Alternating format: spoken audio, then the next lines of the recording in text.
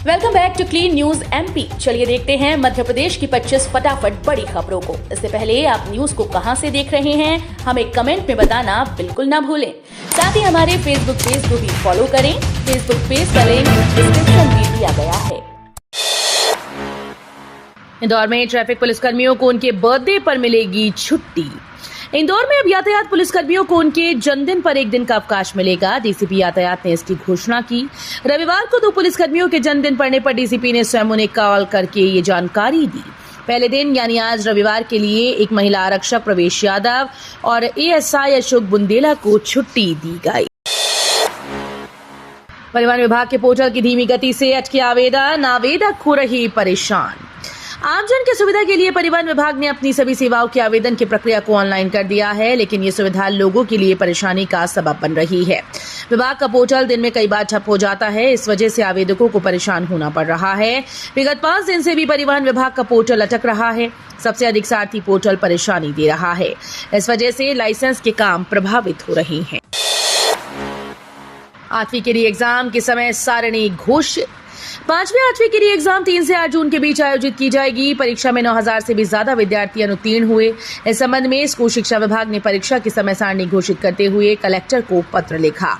School शिक्षा ने कहा कि परीक्षा में अनुत्तीर्ण या अनुपस्थित विद्यार्थियों के लिए विशेष कक्षाओं से अतिरिक्त शिक्षण प्रदान कर फिर से परीक्षा का अवसर प्रदान किया जा रहा है। जिले में जन शिक्षा केंद्र स्तर पर 63 केंद्र बनाए जाएंगे। इसके अलावा छात्रों की संख्या 500 से अधिक होने पर दूसरी परीक्षा केंद्र राज्य शिक्षा केंद्र की अनुमति से बनाया जाएगा। शिवराज सिंह बोले, विरासत टैक्स से परंपरा खत्म करना चाहती है कांग्रेस। सैम पित्रोदा की विरासत पर कर की बात पर भाजपा नेता लगातार कांग्रेस पर हमला बोल रहे हैं। पूर्व मुख्यमंत्री शिवराज सिंह चौहान ने कहा कि विरासत टैक्स लगवाकर कांग्रेस परंपरा को खत्म करना चाहती है। ये टैक्स पहले था, लेकिन जनता के दबाव में कांग्रेस ने इसे उस समय समाप्त किया था जब इंदिरा गांधी का निधन हो गया था। शायद राजीव गांधी ने टैक्स इसलिए हटाया था कि उनकी मां की संपत्ति उन्हें मिल जाए। कांग्रेस को देश के सामने साफ करना पड़ेगा कि उसके इरादे क्या हैं। भिंड में मोहन यादव ने कहा, आरक्षण की चाशनी लेना चाहती है कांग्रेस। मुख्यमंत्री डॉक्टर मोहन यादव ने कहा कि अनुसूचित जाति वर्ग को मिलने वाला आरक्षण ही मुस्लिम समाज को देना चाहते हैं। ये क्या बात हुई? हमारे यहाँ ऐसा देखने का चश्मा नहीं है। अंबेडकर ने कहा था कि धर्म के आधार पर आरक्षण नहीं होना चाहिए। उस समय समाज की कमजोरी मानकर कुछ लोगों ने धर्म बदला था कि हम इस धर्म को नहीं अपनाते।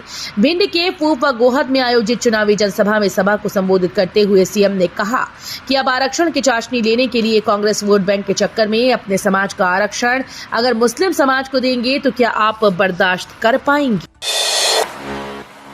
गौशाला के पश्चिम दक्षिण कोने में नए स्थान पर खुदाई शुरू। भारतीय पुरातत्व सर्वेक्षण के सर्वे के 44वें दिन शनिवार को गौशाला के भीतरी क्षेत्र में मिट्टी हटाने के साथ साथ गौशाला के पीछे खेत में 6 स्थानों का खुदाई के लिए चयन किया गया। इसमें से 2 जगह 6 फीट तक खुदाई हो चुकी है। उधर पश्चिम व दक्षिण कोने में एक नए स्थान पर भी खुदाई शुरू की गई। कमाल मौलाना दरगाह परिसर में भी टीम में शामिल अरबी भाषा के विशेषज्ञों ने शिलालेख की लिखावट को पेपर रोल पर उकेरा है। मध्य प्रदेश में तीसरे चरण चुनाव के लिए आज रविवार को शाम थम जाएगा प्रचार। मध्य प्रदेश में लोकसभा चुनाव के तीसरे चरण के लिए भोपाल, राजगढ़, विदिशा, सागर, गुना, ग्वालियर, भिंड, मुरैना, बैतूल में 7 मई को मतदान होगा। पिछले 2 चरणों में मतदान का प्रतिशत कम रहने पर इस बार चुनाव आयोग मतदाताओं को वोट देने के लिए प्रेरित कर रहा है। इनके साथ प्रत्याशी भी मतदाताओं से मतदान करने जाने की अपील कर रहे हैं। मतदान से पहले कमलनाथ के श्रमिक वर्ग को साधने की कोशिश, संकल्प पत्र की घोषणाएं गिनाई।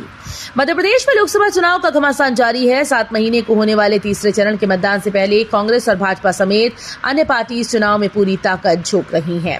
रैली सभाओं और सोशल मीडिया के माध्यम से मतदाताओं को अपने पाले में करने का प्रयास लगातार किया जा रहा है। डायरिया का प्रकोप, 300 से अधिक हुए बीमार, 2 बच्चों समेत 5 मरीजों की हुई मौत। बुरहानपुर के जिला चिकित्सालय में इस समय पेट दर्द, उल्टी, दस्त से पीड़ित मरीजों की भीड़ देखी जा रही है। वहीं बताया जा रहा है कि ये सभी डायरिया बीमारी से पीड़ित हैं, जो कि दूषित खाना खाने से होती है। वहीं इस बीमारी के चलते बड़ी संख्या में मरीज लगातार जिला अस्पताल पहुंच रहे हैं, जहां इससे पीड़ित 2 बच्चों और एक महिला समेत 5 मरीजों की मौत भी हो चुकी है। ईडब्ल्यूएस कोड लागू होगा अनारक्षित पदों पर। हाईकोर्ट ने आरक्षण प्रक्रिया को माना सही।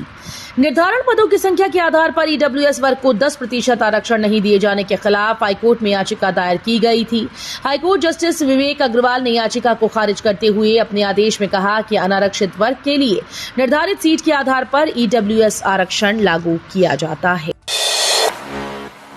इंदौर में वोट फ्रॉम होम शनिवार से शुरू। 3000 घरों में पहुंचेंगी पोलिंग पार्टीज।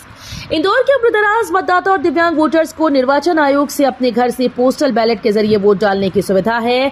इंदौर लोकसभा क्षेत्र में श्रेणी में 25,000 से ज्यादा वोटर हैं, लेकिन वर्क फ्रॉम होम के लिए 3,126 लोगों ने ही सहमति दी। इसमें 2,630 वरिष्ठ नागरिक और 496 दिव्यांगजन हैं। ज्यादातर उम्रदराज वोटर्स ने भी मतदान केंद्र तक जाकर वोट करने की इच्छा जताई है। मतदान के दिन मध्य प्रदेश के इन जिलों में बारिश का अलर्ट। भोपाल विदिशा में बने रह सकते हैं बादल। मौसम विज्ञानियों के मुताबिक ईरान और पाकिस्तान के आसपास 2 पश्चिमी विक्षोभ सक्रिय हो गए हैं। इनके प्रभाव से सोमवार से मौसम का मिजाज बदल सकता है। मंगलवार को मतदान दिवस पर भोपाल विदिशा सागर में बादल बने रह सकते हैं। तेज रफ्तार से हवाएं चल सकती हैं। बैतूल में भी बारिश होने के पूरे आसार हैं। मोरों को डिहाइड्रेशन से बचाने के लिए वन विभाग के पास बजट नहीं। गर्मी का आता मौसम बीतने के बाद वन विभाग को राष्ट्रीय पक्षी मोर की चिंता हुई। इन दिनों तापमान 38 से 41 डिग्री सेल्सियस के बीच पहुंच चुका है। ऐसे में पशु पक्षियों में पानी और नमक की कमी होने लगती है, मगर मोरों को डिहाइड्रेशन से बचाने के लिए वन विभाग के पास पैसा नहीं। यही वजह है कि इस साल मुख्यालय से इंदौर वन मंडल को अभी तक बजट आवंटित नहीं हुआ। 4 अग्रणी बैंकों के सहयोग से पेटीएम की सेवाएं और बेहतर हुई। यूपीआई भुगतान पर मिल रहा निश्चित कैशबैक।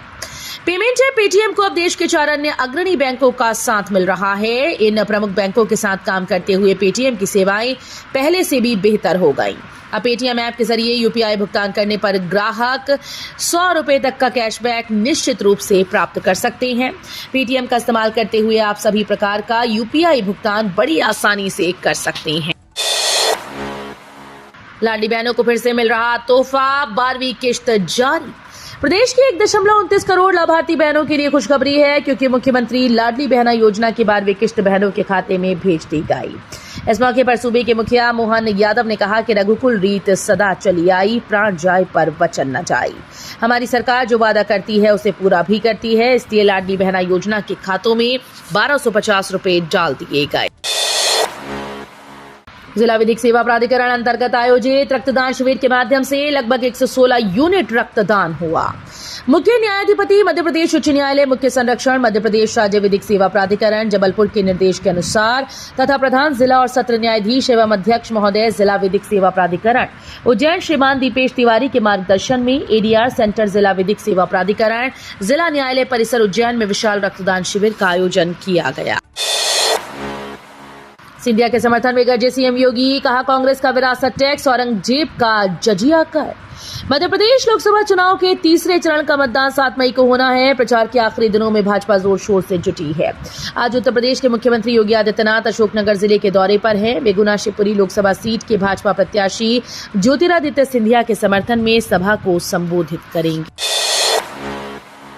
जीतू पटवारी पर एक और एफआईआर दर्ज। बसपा सुप्रीमो मायावती के खिलाफ बयान पर घिरे मध्य प्रदेश कांग्रेस चीफ। उमरी में 27 अप्रैल को बसपा सुप्रीमो मायावती और बसपा प्रत्याशी देवाशीष के खिलाफ बयान देने पर कांग्रेस प्रदेश अध्यक्ष जीतू पटवारी के खिलाफ एफआईआर दर्ज हुई। इससे पहले पूर्व मंत्री इमरती देवी पर विवादित बयान देने पर भी उन पर एफआईआर दर्ज की जा चुकी है। भाजपा ने प्रदेश कांग्रेस अध्यक्ष जीतू पटवारी के द्वारा प्रधानमंत्री नरेंद्र मोदी के प्रति आपत्तिजनक भाषा का उपयोग करने की शिकायत मुख्य निर्वाचन पदाधिकारी से की। 74 प्रत्याशियों में से 12 पर आपराधिक प्रकरण दर्ज तो 22 करोड़पति 5 महिलाएं भी चुनावी मैदान में। मध्य प्रदेश में लोकसभा चुनाव के चौथे चरण का मतदान 13 मई को होना है। कुल 8 संसदीय सीट पर 74 प्रत्याशी चुनाव लड़ रहे हैं।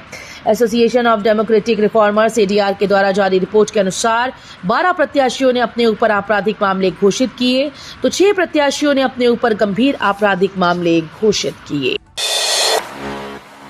मेटल बटन लगी ड्रेस व इलेक्ट्रॉनिक डिवाइस लेकर न जाएं एग्जाम देने, सेंटर पर मिलेगा पेन।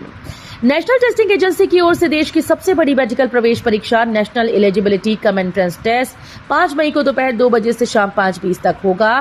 परीक्षार्थी ओरिजिनल आईडी जैसे आधार कार्ड, गवर्नमेंट के द्वारा अनुमोदित valid identity proof pan card, driving licence, voter ID, 12वीं क्लास का बोर्ड एडमिट कार्ड या registration card, passport, original school identity card में कोई भी एक आईडी साथ लाएंगे। आधार कार्ड को एनटीए ने ओरिजिनल आइडेंटिटी के रूप में प्रमुखता दी।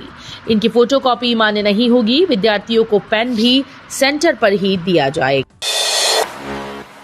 पीएम मोदी बोले, ओबीसी कोटे पर डाका डालने में लगी है कांग्रेस। बिहार के दरभंगा में चुनावी सभा को संबोधित करते हुए प्रधानमंत्री नरेंद्र मोदी ने कहा कि कांग्रेस ओबीसी कोटे पर डाका डालने में लगी है।